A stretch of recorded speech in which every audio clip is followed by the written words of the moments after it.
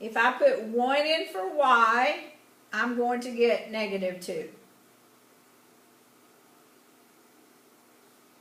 1 in for x, I will get -1. 2 in for y, I will get 2.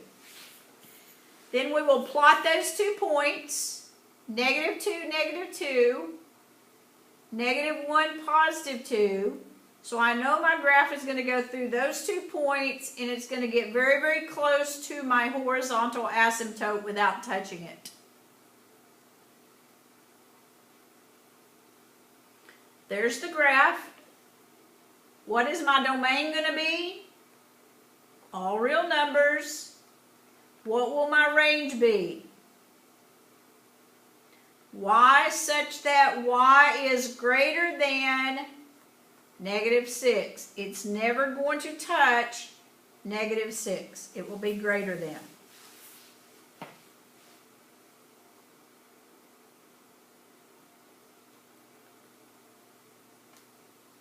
All right, we're going to skip over to page 719, writing equations for combined transformations. Go ahead and move to your turn on page 721.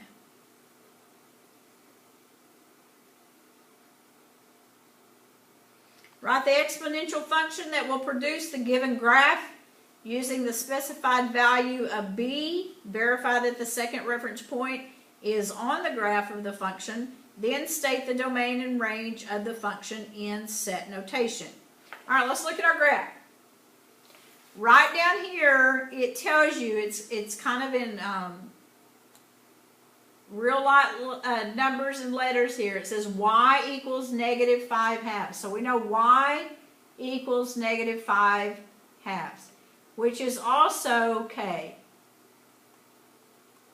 which is also our horizontal asymptote. Okay, so we know that's part of our equation. K equals -5/2. Now, there's 2 points here. I'm going to use the point that's further to the left. So the further to the left is the point I'm going to use. So I'm using the point 3, -1. And I know that that first number right there is my h. So h equals 3.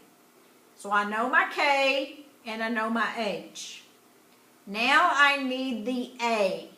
Because once I have the a, I can write my equation, because your equation is g of x equals a, your base, which in this case is 2, x minus h plus k. That's the formula that we're using. So we know the h and we know the k. I need to find the a.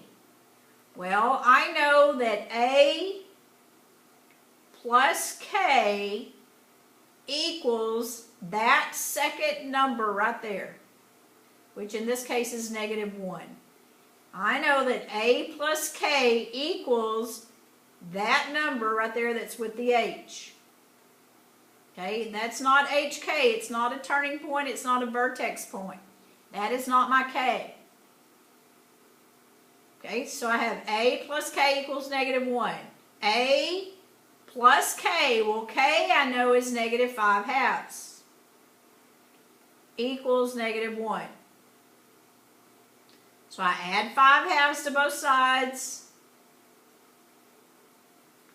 So a equals, got to have a common denominator here, -2/2 plus 5/2 is 3/2. A equals 3/2. So I write my equation, g of x equals 3/2, parentheses 2, x minus h, which is 3, plus k, which is -5/2. Now, in the directions, it tells me to substitute the second point to make sure it's on the line. My second point up there was 4 1/2. So I would substitute the 4 in for the x and the 1/2 in for the y to see if it makes sense.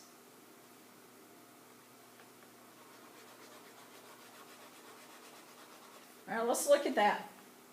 So I have 1/2 equals 3/2 times 2 to the 4 minus 3 minus 5/2.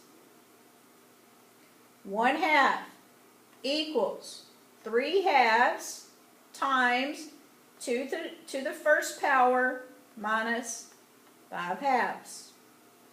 2 to the first is 2, and 2 times 3/2 is 3. So 3 minus 5/2. Common denominator would be 6/2. 6/2 minus 5/2 is 1/2, and 1/2 equals 1/2. So it checked out that that point right there is on my graph. Now, what is our domain? All real numbers. Oh, it said to write it in set notation. X such that, we can just put it like this. And then my range,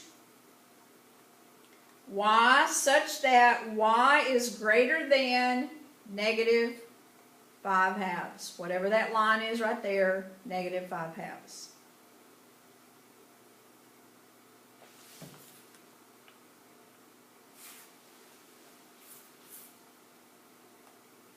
All right, number 10. Your turn, 721, number 10. It says b equals 10, so that means our base is going to be 10. We know that y equals negative 3, which is our k, equals negative 3. We're going to use the point to the left, which is 1, negative 2.2. That tells us right there that h equals 1. We also know that a plus k equals that number right there, which is negative 2.2. So we know k, we know h, we have to find a.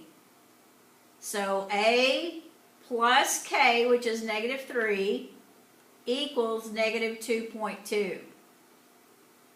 Add 3 to both sides. A equals 0.8.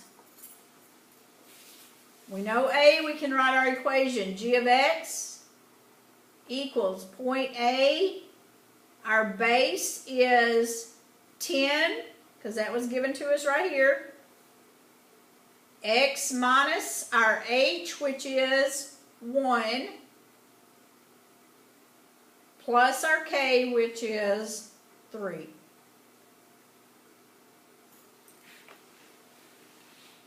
Then we can substitute in our second point to make sure it matches. 5 equals 0.8 to the 10, 2 minus 1, minus 3. 5 equals 0.8 times 10, minus 3. 0.8 times 10 is 8, minus 3 equals 5. 5 equals 5.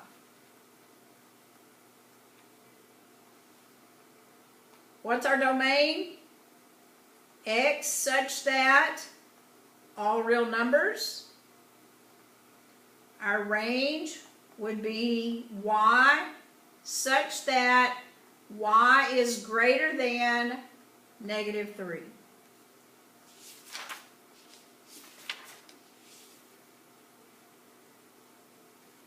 On problems 1 through 8, you're going to describe the transformation. Then you're going to do the domain, the range, and the y-intercept. On problems 11,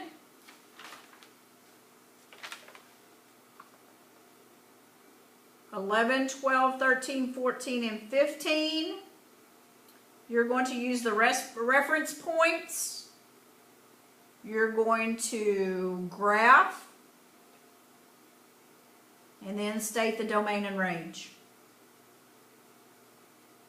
and the horizontal asymptote.